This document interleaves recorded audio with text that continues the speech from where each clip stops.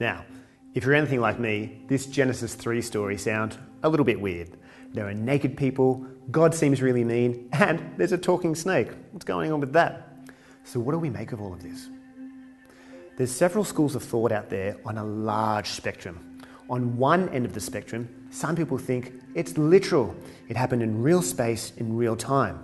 But on the other end of the spectrum, people think it's just a story. It's mythological. It's completely made up. But there's a school of thought that falls right in the middle. And scholars call this a historical narrative. So for example, there's a real person named Caesar in history, but William Shakespeare did a play about him, about a person in real time and space, but he wrote a narrative to illustrate a truth about power, corruption, and betrayal. And perhaps Genesis 3 is the same. You've got Adam and Eve, real figures in space and time, who are the oldest people in the Jewish ancestry, but it's a narrative about them.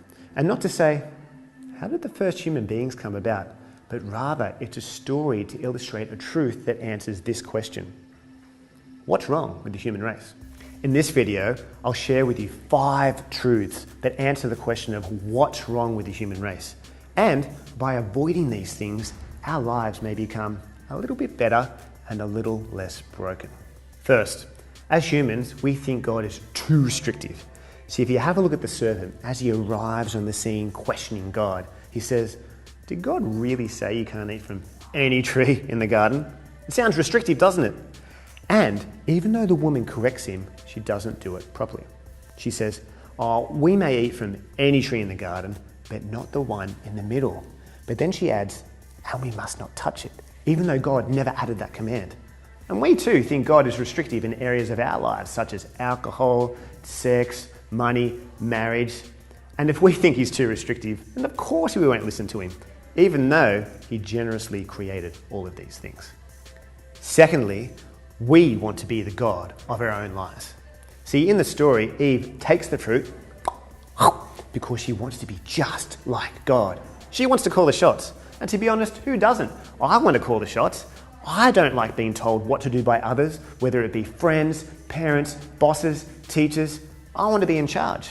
But as humans, when we just call the shots in our own lives and don't listen to anybody else, including God, we can see things go wrong. Third, if it looks good, we do it.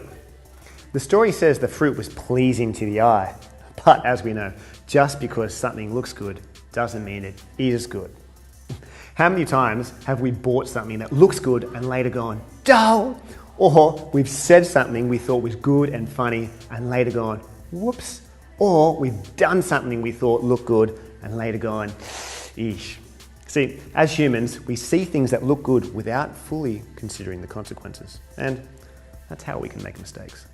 Fourth, humans are really good at justifying their wrongdoings. You would have noticed that Eve actually justifies taking the fruit because it was desirable for gaining wisdom, even though she knows she's doing the wrong thing. Now, this can happen when we say, I was only joking, or look, I was only speeding because I was running late, or I only spoke negatively behind your back because I was concerned. But just because we can justify something, it doesn't mean it's good, helpful, or right. Lastly, we find it hard to accept responsibility for the things that go wrong. In the story, where God addresses Eve, she blames the serpent. And when God addresses Adam, he blames the woman. And even inadvertently blames God when he says, the woman you put me with, she gave me the fruit. See, when you're younger, it sounds something like this.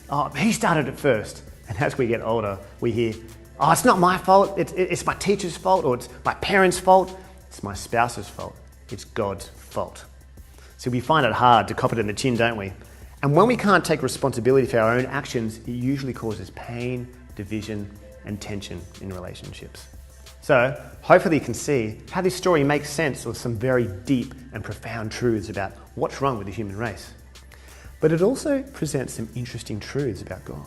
The author of the story portrays God as enacting justice by dishing out punishment for the human's disobedience. But he also portrays God as being very merciful. See, when God is in the garden, he asks the humans a question, giving them a chance to say sorry and repent. Also, he doesn't put them to death on the spot. And lastly, he clothes them with animal skins as they leave the garden to cover their shame, which they did a pretty poor job at using the fig leaves.